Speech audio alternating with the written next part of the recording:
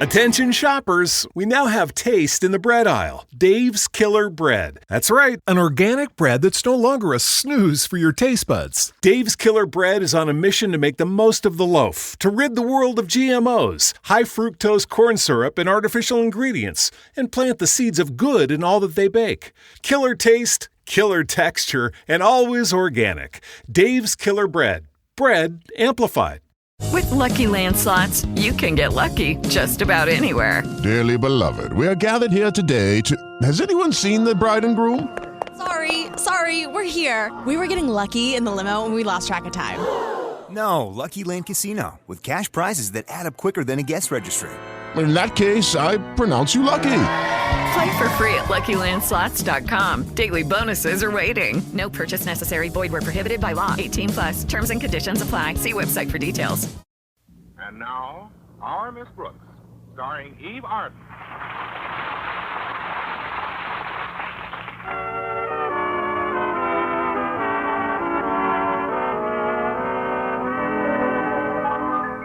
Well, with the Christmas holidays so close at hand, our Miss Brooks, who teaches English at Madison High School, is faced with a few problems common to many of us. First, she still has all her Christmas shopping to do, and second, she has very little time to do it in. And third, she has no money to do it with. At least I have very little money, $20 to be exact. And considering the people I usually give presents to, I knew that wouldn't go very far. After thinking it over for a while, however, I arrived at the only possible solution to my dilemma, which I conveyed to my landlady at breakfast last Wednesday morning. Then you're going to spend the entire $20 on a gift for Mr. Boynton, Connie? Yes, it's the only thing I can do, Mrs. Davis. I think I should be able to get him a nice gift for $20. It's better than giving a number of my friends a lot of trash. Don't you agree? I suppose so, dear. I know I certainly didn't expect anything from you. Well, I'm glad. After all, what difference does it make that I cook your meals all year round? That I make up your room every day? That I never badger you for the rent when you get 6 weeks behind? Or that I'm constantly helping you with your problems as if you were my own daughter? I do it out of the goodness of my heart. And I certainly don't expect anything in return. If I crawled under the rug, I wouldn't even make a bump. But, Mrs. Davis, we agreed we wouldn't exchange presents this year. Of course we did, Connie. So you stick to our agreement. After all, what difference does it make if I happen to forget and ordered you a beautiful gift? You ordered me a gift? Oh, dear, it slipped out. Well, slip it back in. Perhaps it wasn't as much of a sacrifice for you as... What difference does it make that I far exceeded my budget to get it for you? So I'll just eat a little less for the next 6 months. Just because the spirit of the season has swept me away doesn't mean it has to sweep you, too. Sweep me? It might easily clean me out. Well, I suppose I actually should give you a gift, too, since we're so close. Now, dear, you'll do no such thing. Don't give it another thought. Well, all right, but... I've been getting along perfectly well, squeezing oranges by hand for another year. Just because I can hardly straighten out my poor fingers when I'm through is no concern of yours. Then you want a finger straightener. An orange juice squeezer. Why, Connie, how did you know? It was just a wild guess. But the $10 they wanted cherries is much more than I'll let you spend. Well, then I won't. So if you'll just give me $7 cash, I'll get the squeezer at McGinty's Sales Company. I happen to have an exclusive introductory credit card there. It's the only thing that lets you in, and it entitles you to a third off on everything. As I say, I should be able to get Mr. Boynton a nice gift for $13. I'll give you the money as soon as I get my bag. Thanks, dear. Now I'll tell you what I got for you. It's something I felt was very personal. Something personal? What is it? A chess set. A chess set? Yes. I know how Mr. Boynton loves the game, and it'll give you two something to do together on those long winter evenings. That is, if you know how the game goes. Certainly, right out the window. It was very thoughtful of you, Mrs. Davis. Oh, there's Walter to drive me to school. Be right out, Walter. I'd better be going, Mrs. Davis. All right, dear. Well, I intend to do the rest of my shopping this morning, so I'll drop off your present at school. Maybe you and Mr. Boynton can use it in the cafeteria at lunch. We might at that. Those chessmen ought to taste a lot more tender than the rest of the food.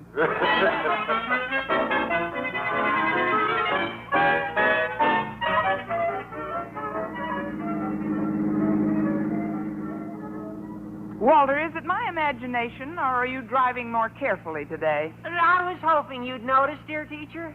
Yeah, I'm driving particularly carefully today. You see, as part of her Christmas present, my mother gave me new bumpers for this car. What happened? Pedestrians finally wear out your old ones? Well, that was a thoughtful gift, but isn't it a little early to be receiving Christmas presents? Oh, no, ma'am. No, indeed.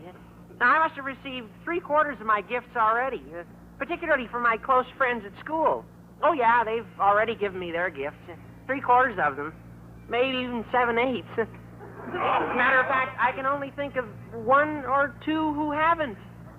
Matter of fact, I think I'll get out and walk. Oh, nothing like the spirit of giving at Christmas, is there?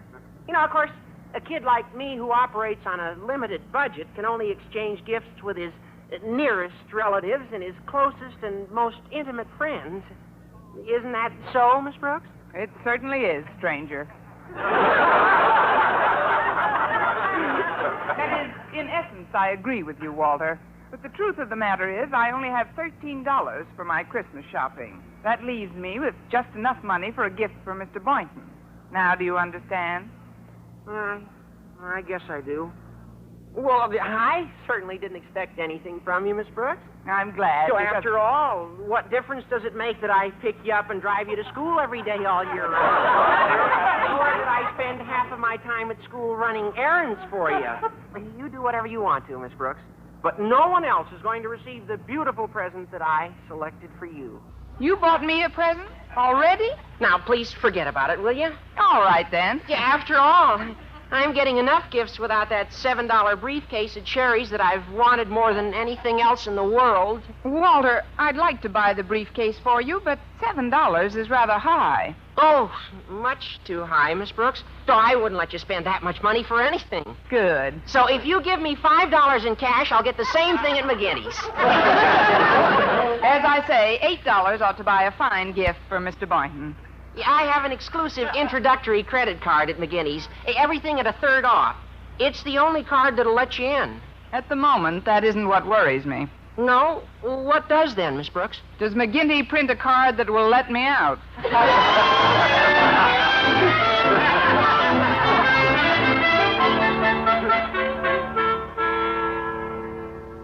Walter, there's no reason to sneak past Mr. Conklin's office, even if we are 5 minutes late. But, Miss Brooks, you know how Mr. Conklin feels about such things.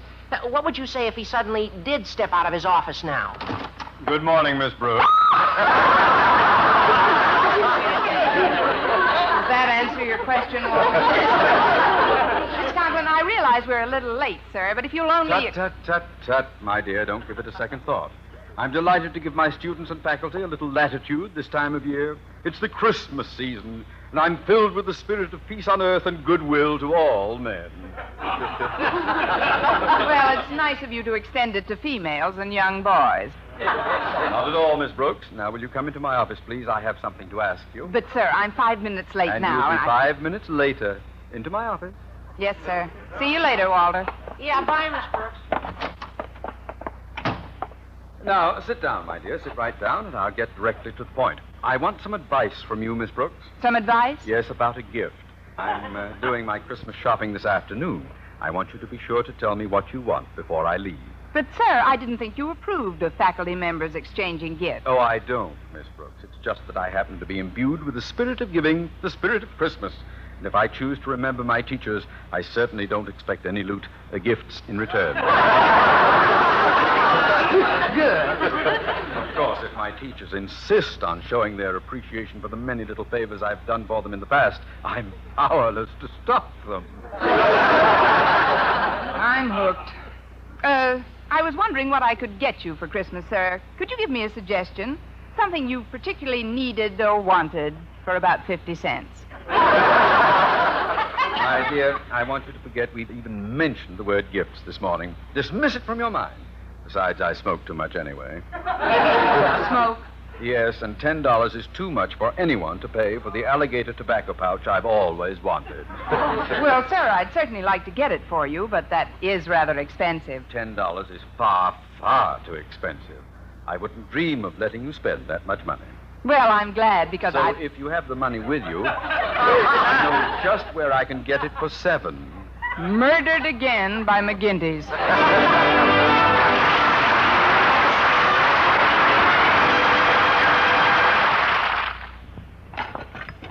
Here we are, Miss Brooks. My dessert and coffee. And I brought you a piece of pineapple pie a la mode. Why, Mr. Boynton, what a thoughtful Christmas present. Christmas present? Well, it's exactly what I've always wanted. You shouldn't have gone to all that extra expense. What extra expense? The pineapple pie would have been enough. You should have kept the a la mode for my birthday. Pineapple pie a la mode. As I always say, Mr. Boynton, let the other women get their mink coats and pearl necklaces. Just give me a gift that touches you right in the heart. Oh, I get it now. You're joking.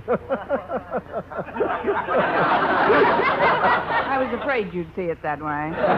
But, Mr. Boynton, this actually would be enough. After all, it's the spirit of giving that counts rather than the gift itself. Not entirely, Miss Brooks. True, the spirit must be there, but the gift is important, too. I've ordered you a beautiful gift.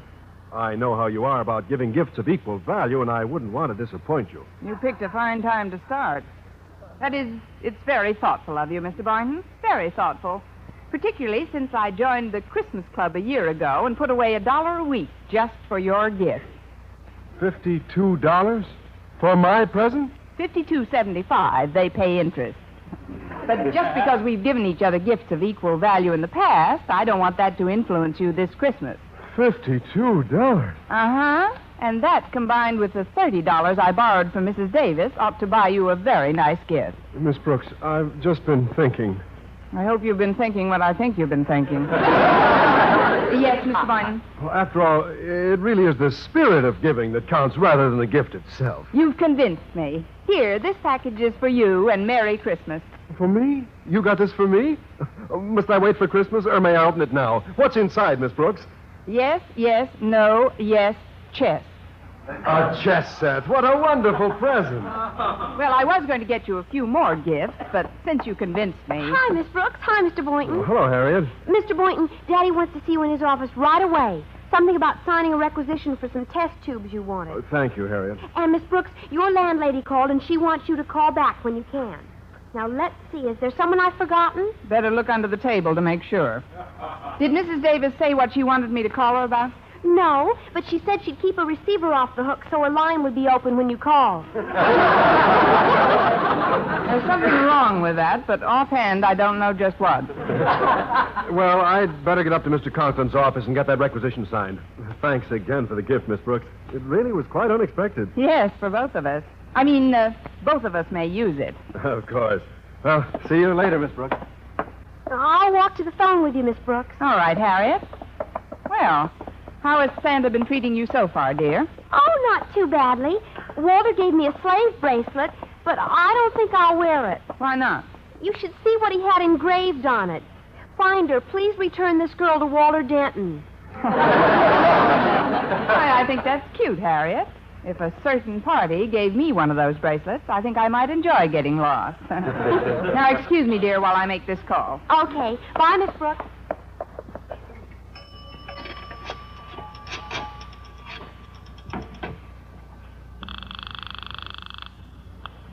Hello? Hello, Mrs. Davis. Connie. Oh, Connie.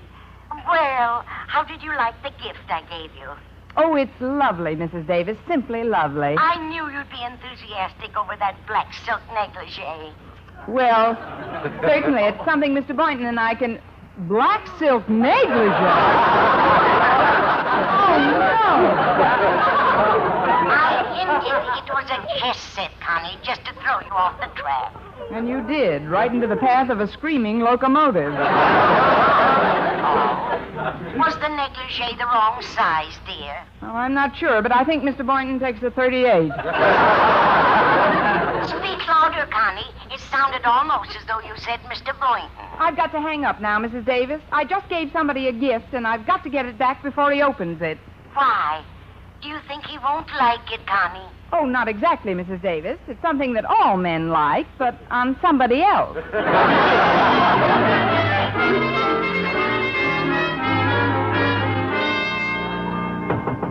Come in. Come in, Boynton. Come in. Sit right down, my boy. Thank you, Mr. Conklin. I came in to sign that requisition for those test tubes. I know it needs both our signatures. Yes. Here, use this fountain pen, Boynton. A Christmas gift from Miss Enright, a fabulously generous person. And not that I expect gifts from my faculty, mind you. Why, last year, there were 3 teachers who gave me nothing for Christmas, and one of them is still with us. Yes, sir. Merry Christmas, Boynton. And a Merry Christmas to you, sir. Is that all, Boynton? No, sir, and a Happy New Year. I had a feeling you'd say that. Mr. Boynton, if you'll pardon my curiosity, just what is that gaily wrapped parcel you're carrying under your arm? Oh, it's nothing, sir. Just a little present I got. Thank you so much. But, sir... So you were teasing your old principal, eh, Boynton? No, sir. It's only... Never mind what it is, Boynton. It's not what a gift is that counts, but the spirit in which it is given. What is it, Boynton? It's a chess set, sir. Splendid. Just what I need. I know just where I can exchange it for. It's exactly what I want. Now, go right ahead, Boynton. Sign that requisition, and we'll put it in the works at once. All right, and thank you, sir. Forget it, Boynton. Just consider those test tubes as my Christmas present to you.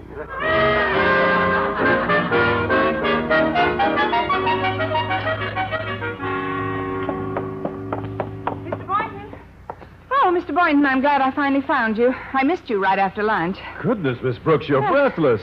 Please, this is no time for flattery. Oh, you mean I'm winded? Yeah. Well, I've been looking for you after every period since noon. I'm afraid I'll have to ask you to return that gift I gave you. There's been a slight mistake, and I have to exchange it. The gift you gave me? Well, you can't exchange it, Miss Brooks. I used it during my free period. Wasn't it a little skimpy around the hips? That is, you opened it already? Well, I haven't exactly opened it, but, well, I like chess. It's my favorite game. Believe me, Mr. Boynton, in this thing, you couldn't make a move. Look, I really must have it back. You see, I gave you the wrong present by mistake. Oh, well, then I may as well tell you the truth. I gave it to Mr. Conklin as a Christmas present. I hadn't intended to, but before I knew it, he seemed to take possession of it. You gave him the gift I gave you? Mr. Boynton, I'm shocked. How could you bring yourself to give away a gift someone else had given you? If you knew the time and thought and effort I put in to select a gift that would suit your personality... What am I saying? Really, Miss Brooks, it all happened so quickly, I had no alternative, but... Please, Mr. Boynton, no excuses. I still think you were quite negligent. Negligent. Well, I've got to get it back at once, so here goes. Well, good luck, Miss Brooks. Come in. Why, Miss Brooks, come in, my dear. Well, have you decided what little gift you would like from your principal this year? Well, frankly, I'm undecided, sir, between a little diamond wristwatch and a little alligator handbag. How about a little psychoanalysis? Remember, this is Osgood Conklin you're talking to, Miss Brooks, not Daddy Warbucks. Well, fortunately, Mr. Conklin, I managed to obtain one of those exclusive personal discount cards from the McGinty Sales Company. A little boy was handing them out in the street. And if you gave me the cash, I think I could get a certain watch for well under $50. $50? Miss Brooks, I am just as susceptible to the infectious generosity of the season as the next man. But I do not intend to allow that infection to kill off my entire life saving. Well, Mr. Conklin, Conklin, next to the watch and the handbag, the only thing I want is a chess set, A chess set. Here, Miss Brooks, exactly what I got for you. Take it. It's yours. Merry Christmas. My, what a delightful surprise. I'm glad you like it, Miss Brooks. You just can't imagine the time and the thought I put into the selection of your gift. Truly, my dear, it was quite a struggle to get it. Well, I'm glad he didn't give it up without a fight. My, you certainly have a lovely collection of presents in here, Mr. Conklin. There's still one teacher I haven't heard from yet, Mr. Perkins in the math department. Come in and bring it with you. Why, Mr. Stone. Hello, Conklin. Miss Brooks, season's greetings to you both. And the same to you, sir. Here, Conklin, I brought over this gift for you. Thank you, Mr. Stone. Oh, forget I'm the head of the board today, Conklin. Get into that old Christmas spirit. Enjoy yourself. Relax. Smile. Have you given out all of your gifts yet, Osgood? Yep. Gifts? Yes, Miss Brooks just finished wrapping yours, Mr. Stone, here. Oh, but, sir, that package is... Yes, Miss Brooks, you were saying. May you get many years of use out of your gift, Mrs. Stone. And for longer life, rinse it out every night and hang it up in the bathroom. Oh? Is it a shirt, Conklin? Oh, no, sir. Handkerchief? No. Socks? No, but I'll give you a hint. 2 people can use it at the same time.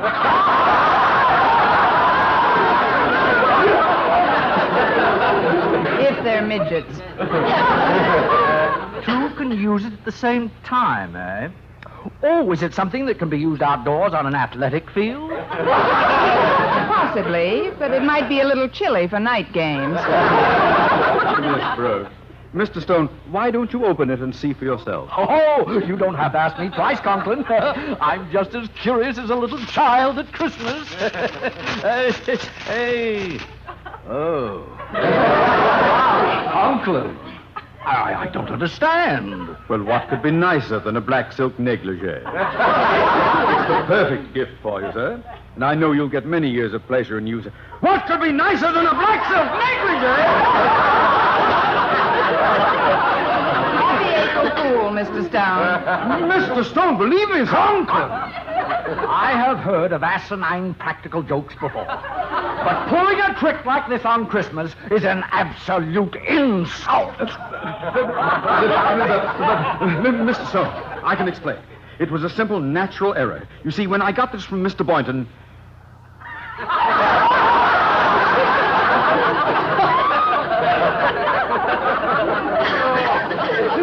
Miss Brooks, why did Mr. Boynton give me a black silk negligee?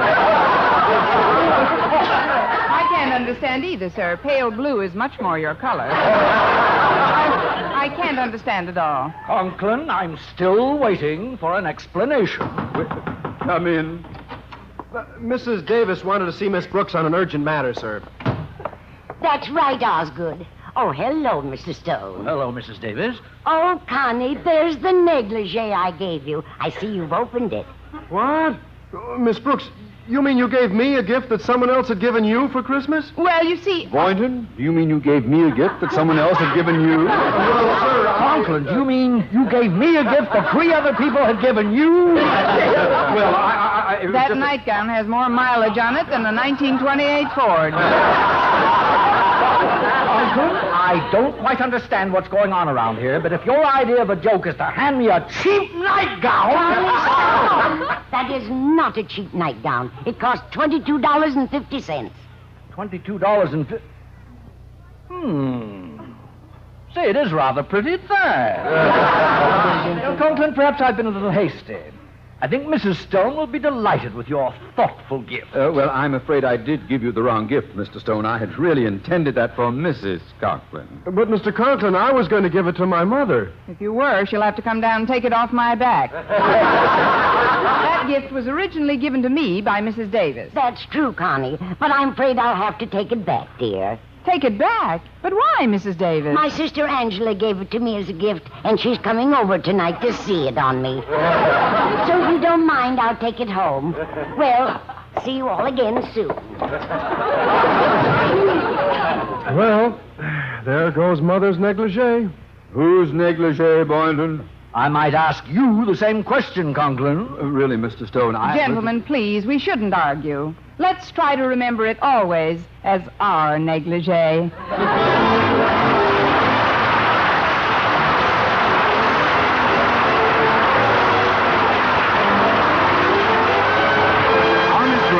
Eve Arden has been a presentation of the United States Armed Forces Radio Service.